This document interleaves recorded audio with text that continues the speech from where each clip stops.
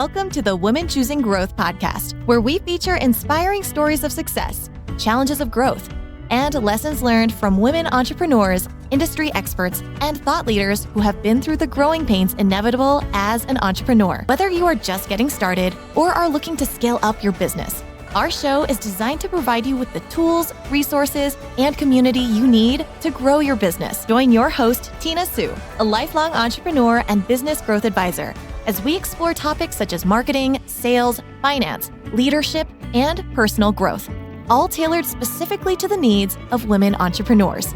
So if you're ready to grow your business faster and smarter, then this podcast is for you. Thanks for tuning in, and let's get started.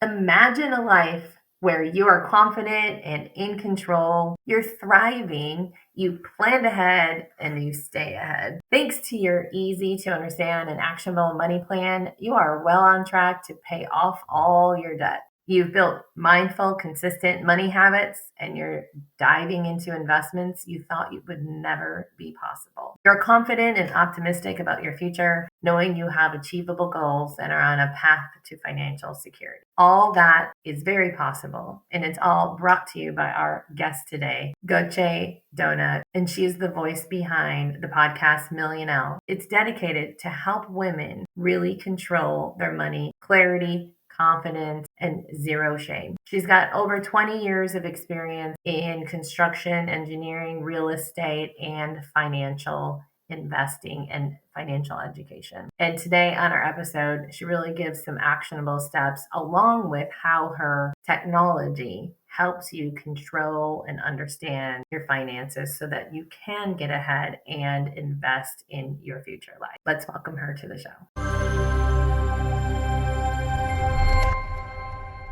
Without further ado, I am super excited to bring on our finance educator, Gokce Donut, today. And she is, I feel like we could talk for hours today. We already did for a while before we realized we should start recording.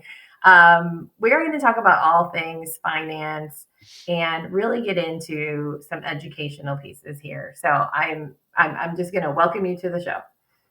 Thank you. Thank you so much for having me. It means a lot to me, Tina. This one episode hopefully changed the paradigm thinking of some of our listeners and also has some actionable takeaways, things that they can maybe think about and or do differently in their lives. We are going to talk about wealth in general, but before we get into the good stuff, I want to hear about you. Your journey is pretty interesting, so I would love it if you'd share with our listeners. So my journey really started very young when it comes to investing. My father was an accountant and he was really into the stock market. So when he would go to the brokerage, sometimes I would go with him. And back then there was an actual ticker tape and, just kind of guys hanging out, smoking.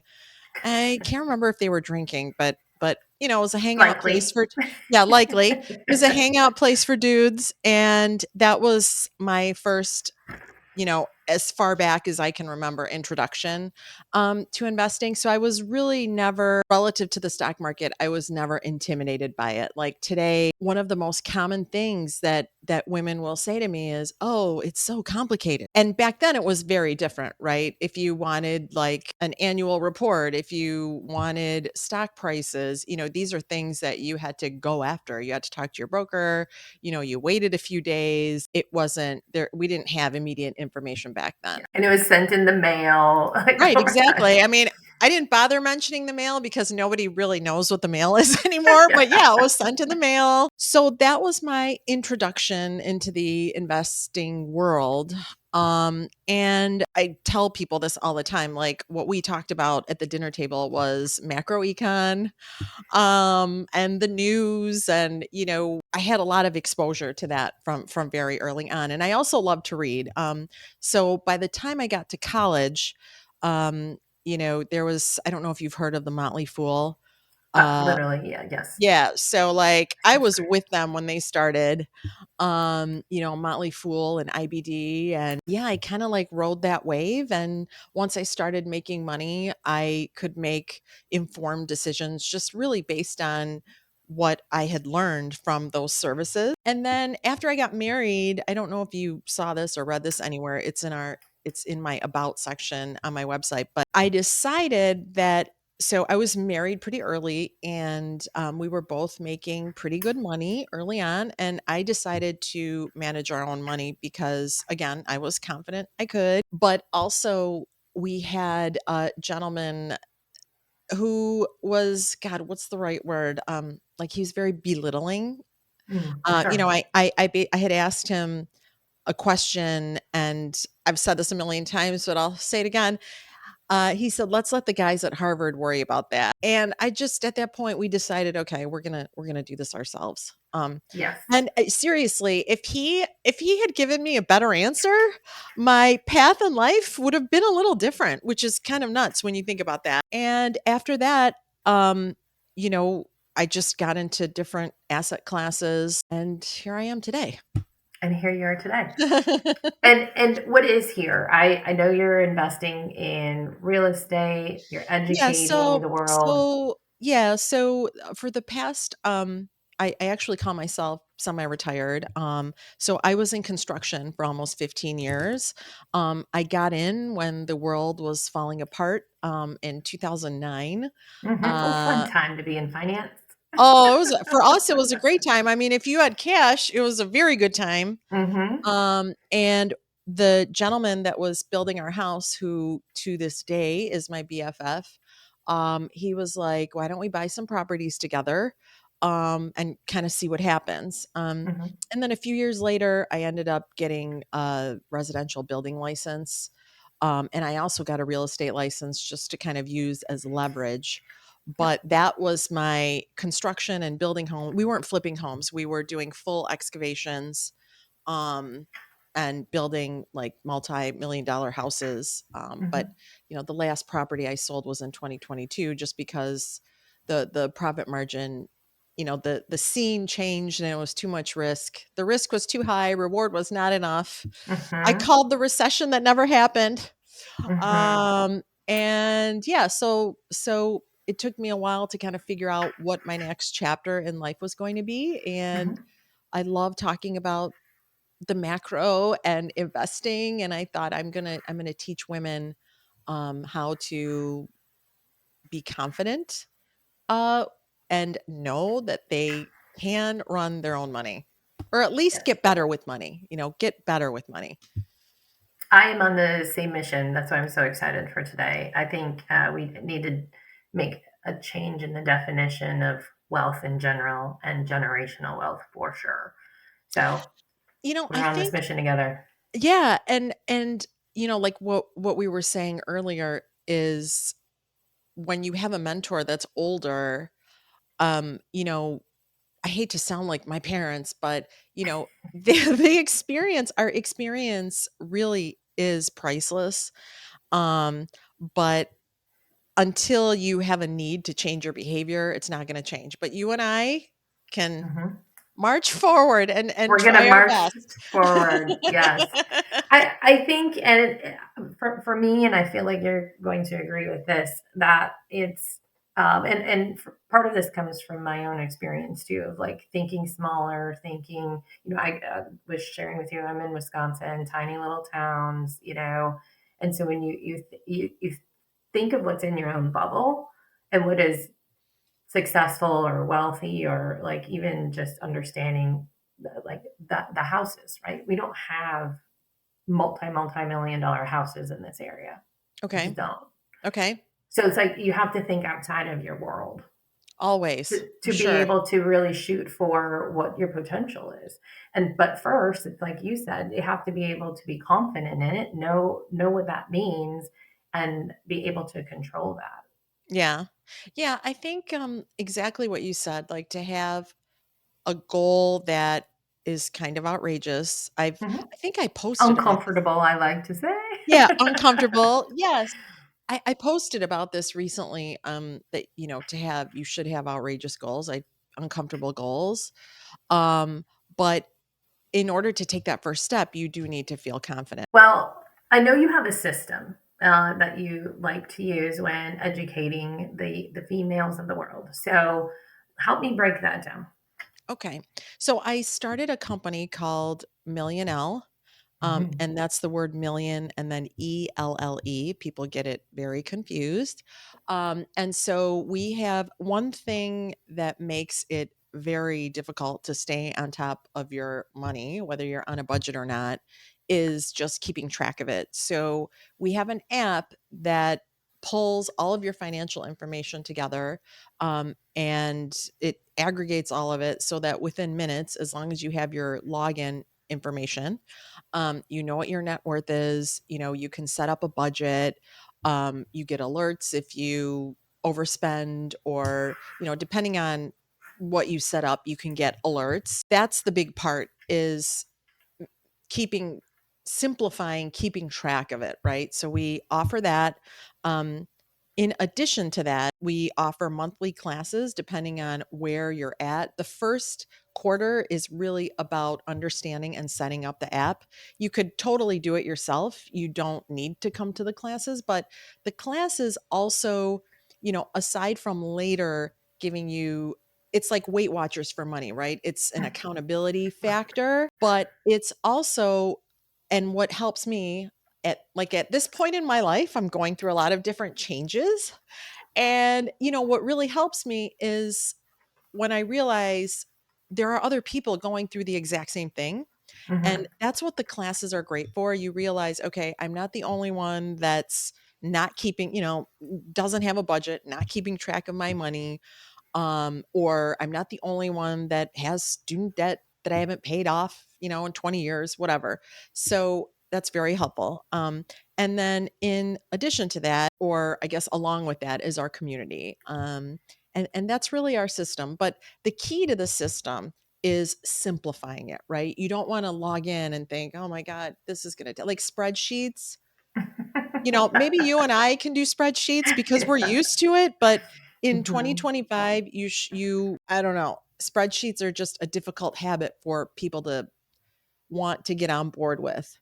Especially if they're not using them on an everyday basis. Yeah. I mean, if It's you're a whole used learning to it, curve. It's right. a learning curve by itself to learn the darn Excel or Google Exactly. Sheets. I mean, Yeah. if you're already doing it, that's one thing. But this, our target person, our client, is not doing this. Yeah. That's the problem. The problem is not doing it.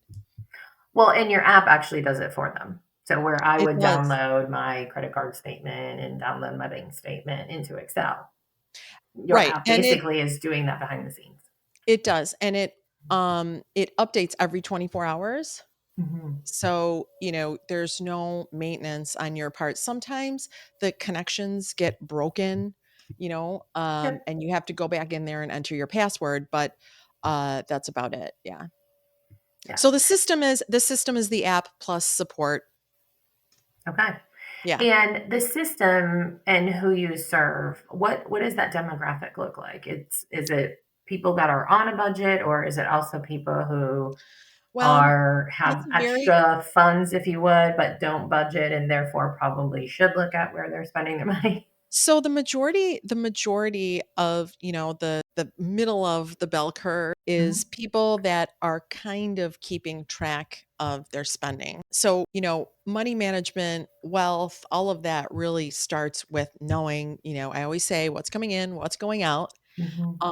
And it's being able to consistently do that. The majority of people are doing it, but it's just not consistent. It's very inconsistent. All right, before we dive back in, I want to take a moment to talk about something that can take what you're learning today in this episode, as well as our previous episodes, and turn it into something that is real strategic growth for your business. For example, if you're feeling inspired by what you're hearing today, maybe you want to improve your leadership. Maybe you want to refine your systems. Maybe you want to build a more scalable business. Maybe you just want to get out of your own way and break free from those limiting beliefs that may be holding you back. If are you feeling that way, then you are exactly the kind of entrepreneur who will thrive in our strategic shift program. You see, it's designed for women entrepreneurs just like you, who are established, ambitious, and ready to build something that is not just successful today,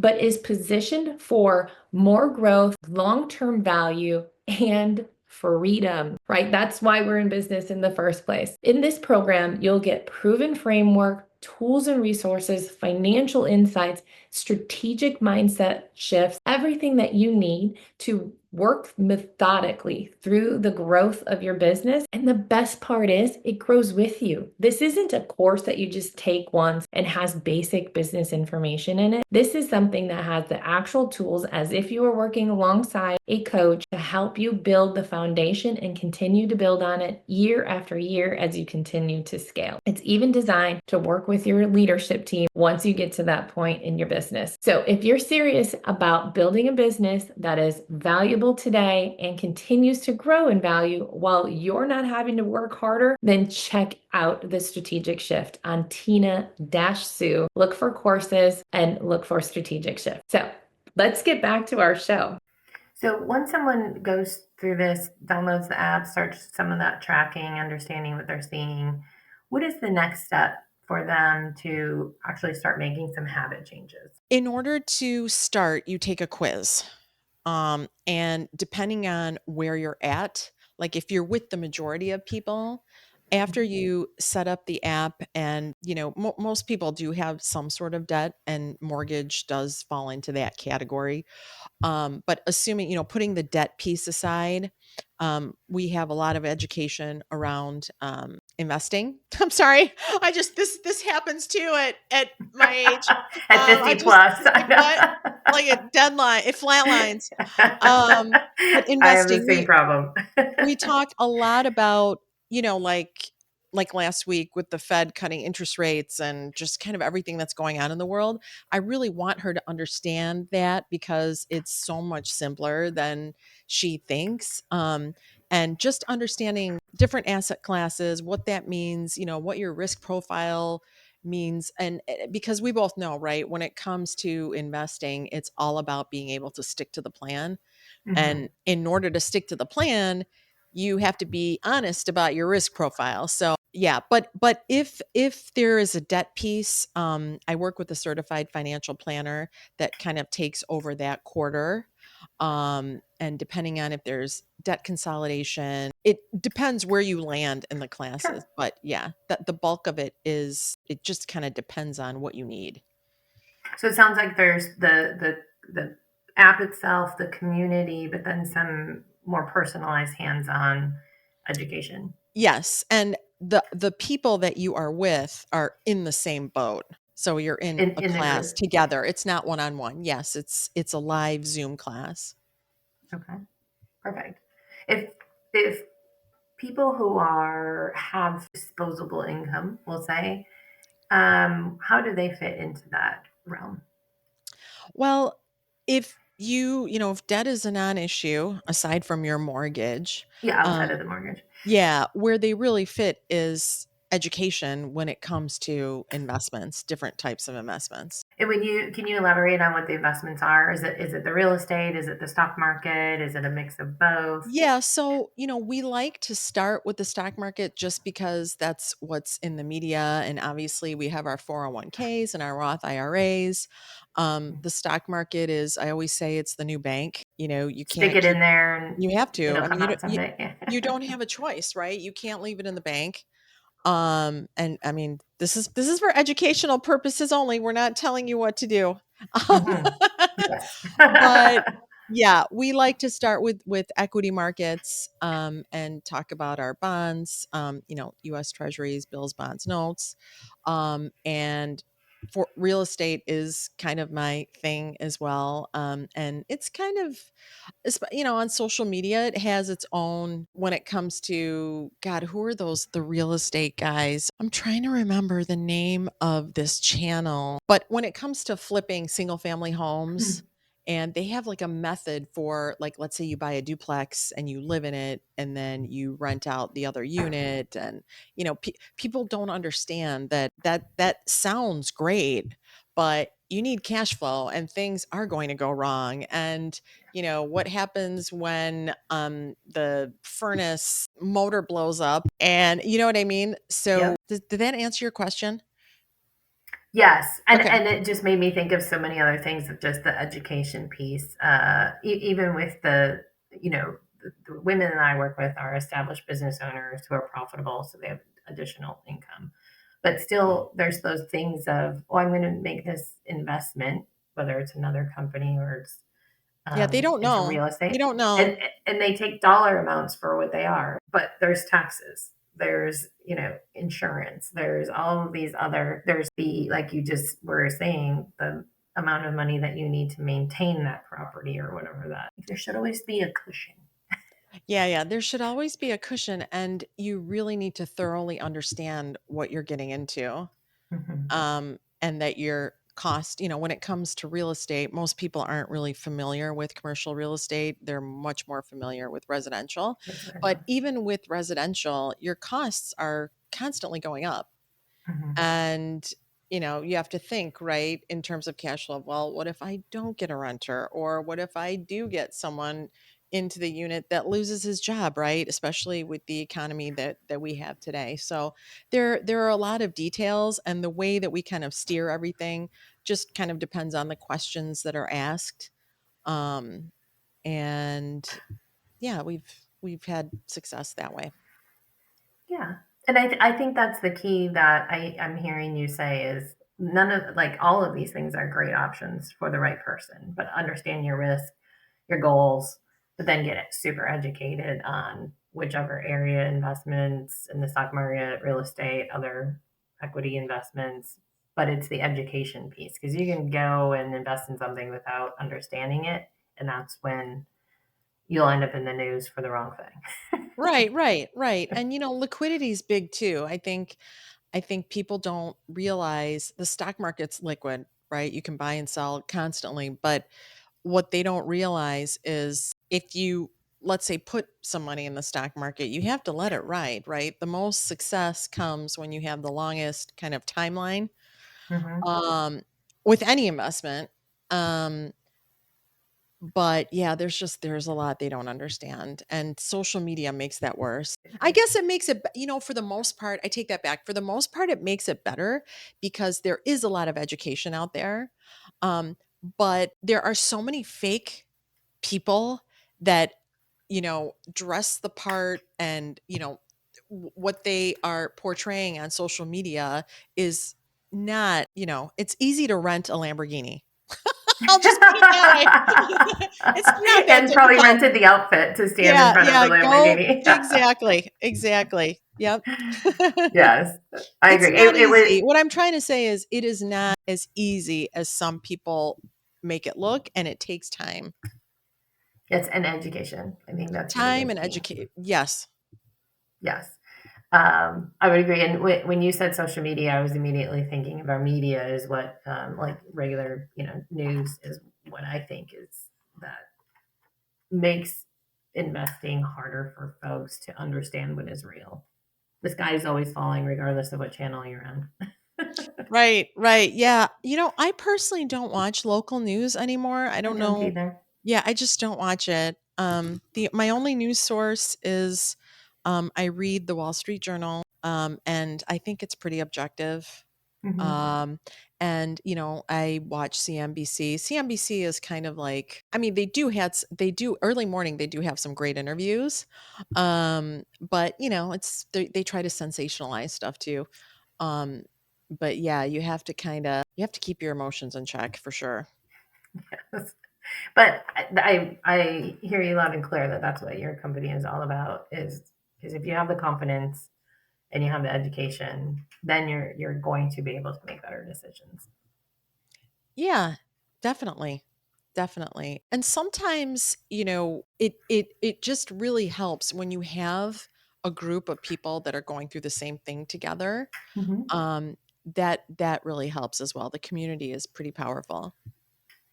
I 100% believe in community. I think that when I think about my earlier years in entrepreneurship, it was pretty lonely until I had a performance group, we referred to it as, and that was when it really there was accountability there, even self accountability.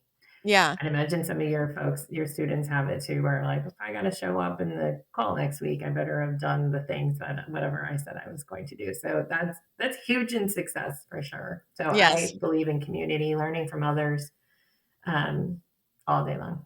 Yes. Me too. Me Yeah. too. Smarter and faster. What would your like top 3 things be for advice for women who are wanting to either get better at or learn more about investing and just their finances in general? With our program, what I like to always say is have one goal. I would pick one goal, especially if you feel like, I was just putting some data together for a social media post on grocery prices. And obviously we all know it's out of control, but I wanted to quantify it, right? Mhm. And, you know, is someone that is 40 years old, that has 4 kids, you're working, your husband's working. Um, the first thing I would do is pick a goal. Is it paying down debt? Is it, what's the problem first? Let me rewind. I always say, look at where you're at and where you're going. So figure out what the problem is, pick one goal to make it better, and you'll 100% get there. I mean, even if it takes a year, 2 years, 3 years, 6 months, whatever. But don't make it overwhelming. Have one goal. I like that. So in that example, we're not putting money in the kids' account. We're paying off the mortgage and we're putting money in the stock market every day for the next few days. Yeah. If money is limited, they need to pick one of those, have a plan. So like our generation, I think the average debt load we're Gen X, right? You were X, yes. Yeah, is like around $7,000. So and I think the average credit card interest rate is 22% these days, if not higher. Yeah. So if the goal is to pay down that debt, you have to look at your expenses, see if you can increase your income. People forget about that piece too. There are ways to make more money. I did a post on passive ways to make a couple $100 here, a few $100 there, and it adds up, right? So Sure does. can make more money, Mm-hmm. and you can definitely cut back on your expenses. Even if it's, something that shocked me was rice. So I looked at a 10-year period. Rice has gone up 60%. If you, Really? because Like a Dave bag of Ramsey, rice, box of. isn't that nuts? I just thought that was crazy. Like because I think ground beef has gone up 50%. Okay. And, Dave Ramsey always says, eat rice and beans. Well, It's the most rice, expensive. it's not the most expensive, but I was just shocked that it's gone up 60%. It's still cheap, but I don't know. I think it's tough for people. This has been wonderful, and I hope that our listeners are really looking to find you, get some more education from you. So will you share where they can connect with you? Sure. Our website URL is Millionelle, so millionelle.com. I have a podcast that is the same. It's million. You'd have to search million and then ELLE. We'll put it in the show notes too. Yes, put it in the Easy. show notes. I mean, the format is different than most podcasts. They're 5 to 7 minutes and just kind of educational clips. Yeah, that's where you can find us. Okay. What are your last minute words of advice for our listeners? What I always tell people is social media and the information age that we live in today is great. So when it comes to your favorite finfluencer, like take action. Don't just scroll, like take a step forward. That's what I always tell everyone. Because it's great to read, it's great to follow people and laugh and like and whatever, but put that in motion. Take a step forward.